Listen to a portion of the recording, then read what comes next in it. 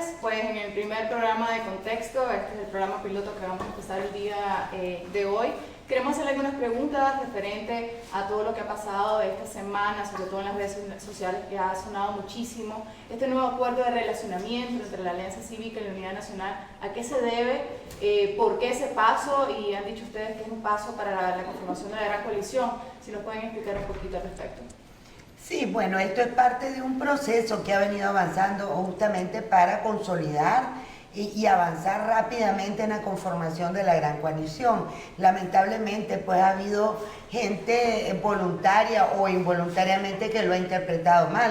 Nosotros lo que hemos hecho es definir mejor nuestros roles, nuestras identidades, para llenar el camino ya a este trecho que falta para la construcción de la coalición. No es de ninguna manera conflicto, ruptura, todo lo contrario. Cada día estamos avanzando más en los acuerdos para lograr esta coalición entre nosotros.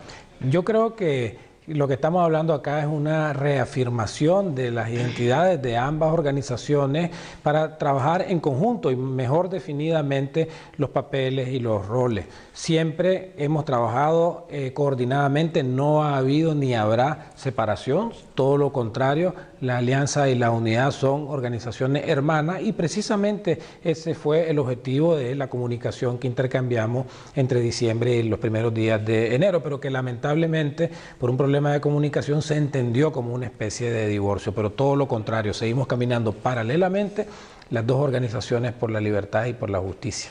Estas dos organizaciones tienen el objetivo de ser el núcleo fundacional de esta nueva coalición. Eso es lo que hemos venido conversando y justamente por eso es que hemos venido haciendo acuerdos, varios de los cuales ya están muy avanzados, como por ejemplo la propuesta de reforma a la ley electoral y a la Constitución, que ya la tenemos acordada, la visión de la Nicaragua que queremos después de Ortega, que también la tenemos acordada, y lo único en lo que estamos ahorita es en ver cómo va a ser el mecanismo conjunto de toma de decisiones y cómo va a ser la organización de la coalición. Pero esa es la idea. Okay. Otra cosa que este núcleo fundacional debería poner sobre la mesa antes de la conformación de la nueva coalición. En primer lugar, yo creo que la inclusión de todos los nicaragüenses demócratas, nosotros somos dos organizaciones que aspiramos a representar todas las demandas de la población nicaragüense. Es a ella a la que nos debemos para que estas ambiciones, estas aspiraciones, del pueblo nicaragüense por la paz, por la democracia, por la justicia, pueda materializarse en reformas específicamente. Aquí hemos estado hablando de las reformas electorales, donde tenemos ya 2-3 meses de estar consensuando ambas organizaciones un plan de reforma electorales que son básicas para poder restablecer la democracia en el país. También hemos trabajado en la movilización en las calles, los piquetes, las caravanas, desde hace más de 15 meses, antes incluso que existiera la Unidad Nacional Azul y Blanco, existían instancias de coordinación y además también en el Frente Internacional.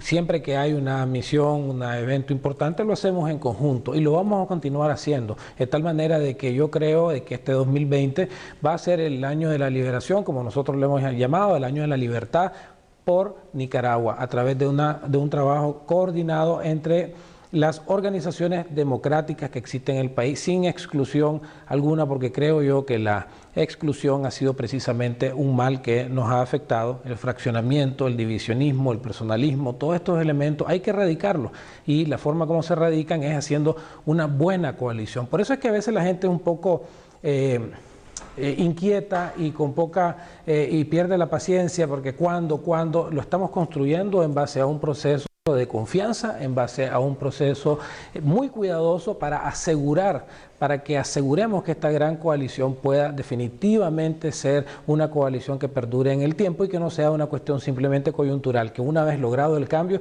nos volvamos a fraccionar como ha sido la historia de Nicaragua. Creo que es importante también, que retomo lo que decía Juan Sebastián, que el pueblo de Nicaragua tenga clarísimo que nosotros en conjunto tenemos una prioridad en este momento, que es la liberación de todos los presos políticos, la liberación total, no solo excarcelación de todos los presos políticos, el cese a la represión, que hayan condiciones para el retorno seguro de los exiliados y que podamos tener un clima propicio a un proceso electoral. Eso va íntimamente vinculado con el tema de las reformas electorales.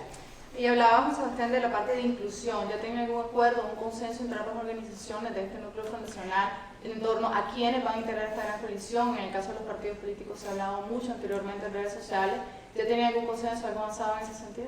En eso estamos trabajando justamente, pero yo lo que puedo compartir es que la Asamblea Ciudadana de la Unidad Nacional Azul y Blanco ya le dio al Consejo Político un mandato clarísimo de seguir avanzando en la exploración de la inclusión, que nos parece fundamental, como decía Juan Sebastián, de otros actores políticos y sociales, y vamos a continuar trabajando ya en los criterios más específicos y en la metodología que vamos a usar para ese acercamiento y esa apertura a que otras organizaciones puedan ser parte de esta gran coalición. Ok. ¿Para cuándo podemos esperar la conformación y la gran noticia de esta gran coalición? Yo creo que con toda seguridad estamos hablando del primer trimestre del 2020. El tiempo apremia, el tiempo va corriendo y precisamente toda esta llamada que llamó mucho la atención, la comunicación que hubo a finales de año, resalta lo importante que son estos procesos y la enorme responsabilidad que tenemos las dos organizaciones de no quedar mal con el pueblo nicaragüense, sino todo lo contrario. Esto fue una llamada de alerta de mucha gente que se preocupó por esta supuesta noticia que en realidad no era para preocuparse, pero esa preocupación realmente nos compromete a trabajar más rápidamente porque el tiempo corre y, como repito, lo importante es hacer una coalición sólida y que perdure en el tiempo. Y hablando de las reformas electorales que ustedes nos acaban de mencionar, ¿qué opinan de que la Asamblea Nacional ahorita esté tocando el tema de estas reformas de manera unilateral, dejando por fuera estos grandes acuerdos que ustedes como organización, con el grupo también Pro Reforma, han acordado y consensuado las reformas electorales?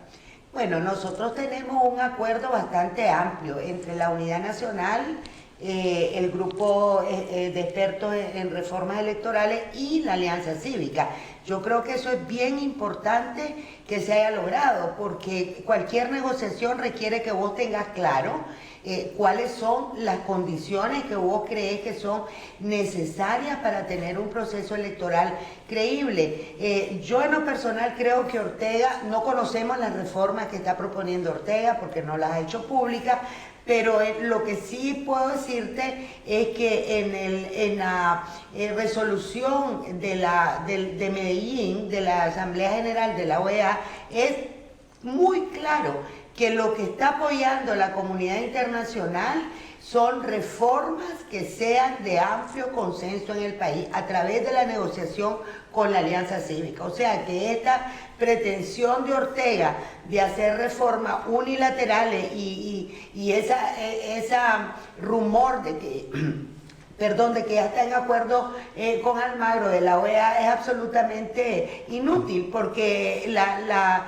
Secretaría General de la OEA tiene un mandato que es vinculante, que emana de la resolución de Medellín. Así es que nosotros estamos claros que Ortega ya sabe que tiene que dar reformas y, como siempre ha hecho, pues está empezando con la intención o la intentona más bien de confundir y de hacer creer a la gente que él va a decidir sobre las reformas electorales. Y en el caso de la Alianza Cívica, haciendo este rol de negociadores, ¿no? ¿Qué pretenden hacer para evitar que estas reformas se dan de manera unilateral? Para nosotros el tema de las reformas son fundamentales, porque ahí está la llave para poder asegurar de que el país cambie, de que el país pueda avanzar de esta crisis socioeconómica y política que nos agobia.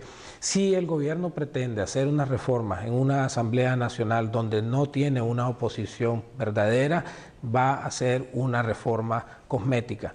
reitero lo que decía Violeta, la Asamblea General de la OEA, el Parlamento Europeo, la comunidad internacional, el pueblo de Nicaragua reconoce que es importante que todas las reformas que se hagan sean en el contexto de un diálogo sincero por el cambio, un diálogo de profunda compromiso para generar ese cambio, que no sea un cambio cosmético ni tampoco sea un diálogo de oídos sordos, sino que sea el intercambio de una negociación en base a lo que el pueblo de Nicaragua aspira y demanda. Y ese diálogo, esa negociación política solo puede ocurrir en el contexto de una mesa de la negociación con la oposición que obviamente representa la unidad nacional y también la Alianza Cívica como la entidad negociadora. Muchas gracias, Juan Sebastián Chamorro de la Alianza Cívica y Violeta Granera de la Unidad Nacional, y nos encontramos en la próxima.